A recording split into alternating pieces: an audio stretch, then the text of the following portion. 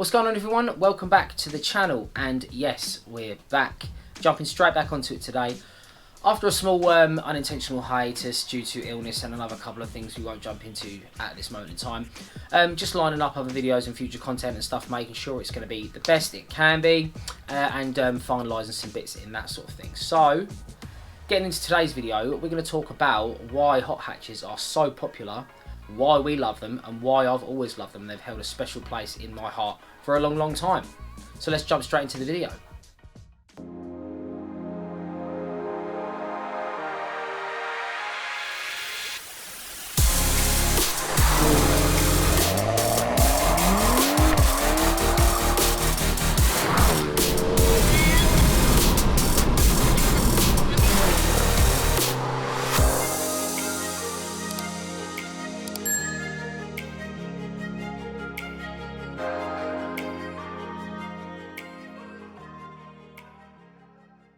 So, before we jump into today's video, if you could smash like, hit subscribe and ring the bell notification to find your way back, that would be bloody splendid.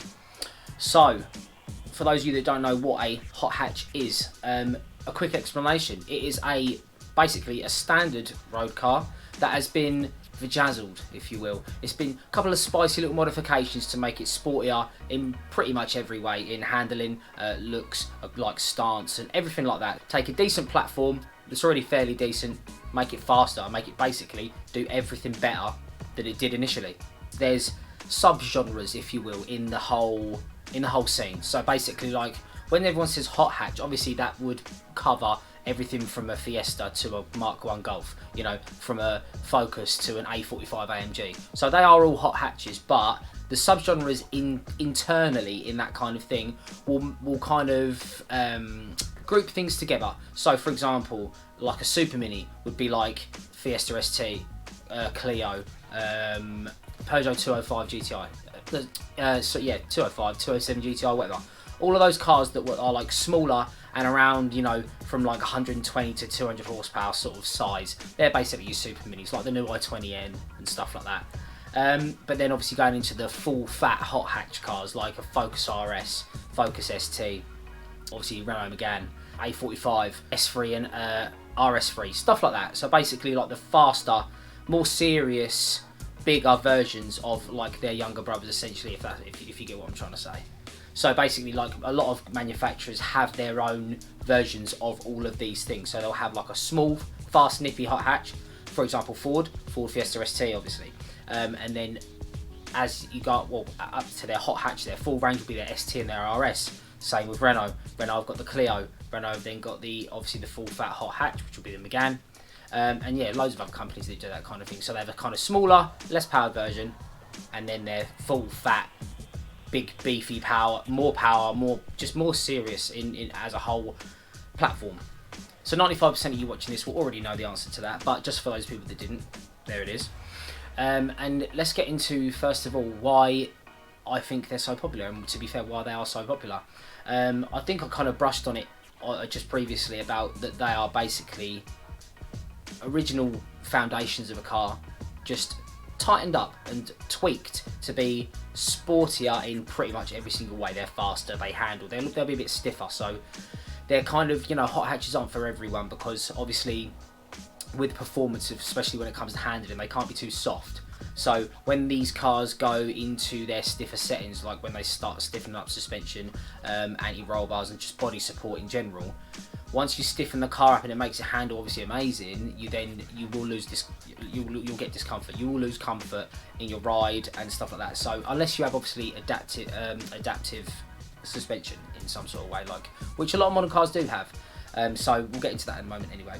When it comes to their trim pieces and stuff, like I say, they're very similar to the standard model, but they've just got little things that, like, a couple people, not everyone will notice, but some people will notice, you know, as it comes past, they'll see, like, I don't know, the exhaust tips, or they'll see like a bit of trim, like that was a Golf R, or that was a, you know, Megane Trophy and stuff like that. Like, obviously people will know these little differences, but I think that is part of the appeal, is that they kind of blend in with everyday crowd. Obviously, like, some cars are hard to ignore, obviously, granted, like the Megane turns a lot of heads because It's quite a big car, a lot bigger than I was expecting, to be fair. It's quite a big car, a lot of road presence. It's very wide as well, so it gets the attention.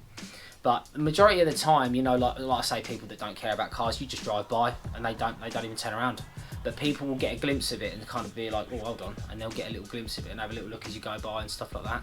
But that is, I think that is one of the many things that appeals about Hothatches, is that yes, they're faster and better handling and all of those things, basically just way more focused than the original model. But you can still kind of blend in and be a little bit inconspicuous, a little bit cheeky, because then when you come up to the lights against something that fancies it, and then you sit with it or even beat it, they are left there just like, what was that then? Another good thing about obviously Hothatches is they are, obviously not talking super mini here, I'm talking like, you know, as you get up into the 4 doors and stuff, they are a lot more practical than, say, I don't know, like an M4 or an M3 or something like that, like a 2-door a saloon or whatever, you know.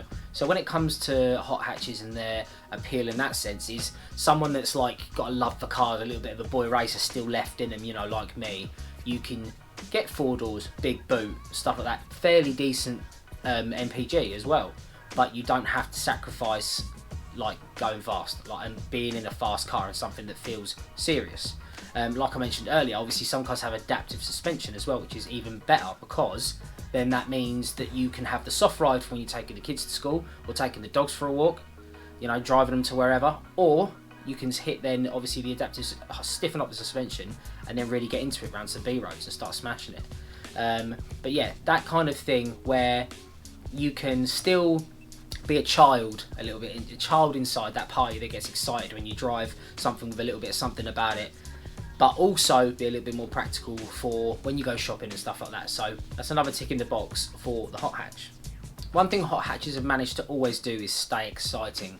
The formula's changed a massive amount over the years, don't get me wrong, but there is still that magic. If you get in the right car at the right time in the right place, the magic is just there. You know, you can fall in love with a car in a couple of corners, you know, or, you know, if you off the lights, you know, it all depends on what you're looking for in that car. But the excitement is there, because when you drop something from the lights, or whether you gap something around the back roads that really you shouldn't have, it gives you that feeling inside, that underdog feeling inside, where they're just like, they'll be sat there, you know, they'll be sat there stewing in their car, just be like, what happened? They just have no idea what's going on. They're sat there giving it the big one at the lights and then get dropped. And it is funny. It is a funny thing to see. And I've seen that all through the years, from when I was driving my 172, obviously driving my trophy as well, my Clio trophy previous to the Megane. You know, it's one of those things, you know, people see a Hothatch, especially if they've got a car that they consider to be better there, and they want to race. They want to race you every time. They want at least a little stab from the lights. So it's up to you to carry the torch for the Hothatch and go in, and even if you can sit with them, they'll be shocked. They'll be shocked. They'll be like, what's going on here? Why is this guy in my boot? Why is this Clio sat in my boot? But it happens. That links perfectly into what I was going to say next about another thing. They are very underestimated. The Hothatch formula, obviously, universally has been very well taken to the majority of most people, but there's just some people that just don't get it. You see it very much amongst different nationalities. So for someone that's had, you know, 4 French cars in my life, so many people online or wherever just being like, oh, French cars are shit, wow, they just break and whatever, you know, it's just the whole keyboard warrior thing. And a lot of the time as well, is especially with cars, I find as a car lover, I keep my options open. I'm never going to brand a car completely. Obviously I can judge it on first looks, you know, or first impressions, I can find, but I'll never fully judge a car until it's at least in front of me, or, you know, or even had a go in it, you know, because there's some cars that get slaughtered by the press, or like, look at the Mark IV Clio, got slaughtered by the press. I just feel like some people just, again, with a review, you have to take it with a pinch of salt, because it's a person's opinion. Yes, they know more about cars than you do, all that stuff, and that's their job, and they drive better than you, and I get all of that, but like, that doesn't mean you're going to jump in it and feel the same thing, or be even looking for the same thing, you know. And the whole dynamic of a car, of a Hothatch, is to make you feel that magic. If you jump in it and don't feel the magic, that's fine, that's not for you, that's not the one for you. But if you do, and you get in and you find what you're looking for, then it will all come together. Like I say, it will be a couple of corners and you'll be in love with it. As simple as that. And when it comes down to that whole thing, like, people won't touch a French car still to this day, and they've never owned one. They'll be slagging off cars they've never even driven, and it just doesn't make sense to me. Fair enough if they've had one and had a bad experience from it, that makes complete sense. You know, they're a little bit scared of jumping back into it, but this day and age as well, there's not manufacturers are all churning out such great cars. Even the guys that you wouldn't touch with a barge pole back in the day. Obviously Skoda, when I was a kid, you wouldn't be seen dead in a Skoda. You'd rather walk than go in a Skoda. Now they're basically reshelled Volkswagens.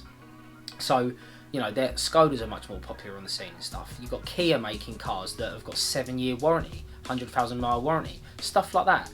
And then you've got, obviously, like Hyundai are now stepping up the game. Like their i30N, I've loved since it's come out. Always loved that car. I was actually looking at those before I was looking at the Megans. i30N, but yeah, great car, lovely looking thing as well. But like, the badges don't mean as much now because there's so many shared components as well between cars. You know, like Nissan and Renault have got this kind of thing going on where obviously the 1.6 turbo in the Clio, the Mark IV Clio, is in the Duke, the Nismo Duke, and stuff like that. And the Megane engine is just a bored out version of the Mark IV Clio engine instead of the F4R turbo as the previous gen Mark III. So yeah, many things change over the years, but the formula stays the same. The goalposts will move, sure. You know, the cars are getting heavier, they're getting more equipped, they're getting more technical, they're getting more complicated. But with doing so, with the goalposts moving, they have things to match. The newer car will perform better simply due to technology and just how far they've progressed and how much they've learnt from the car before.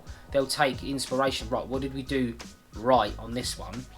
Take the strongest points and put it in the new model, and then go, right, let's add some more power, let's add this to it, let's add that to it.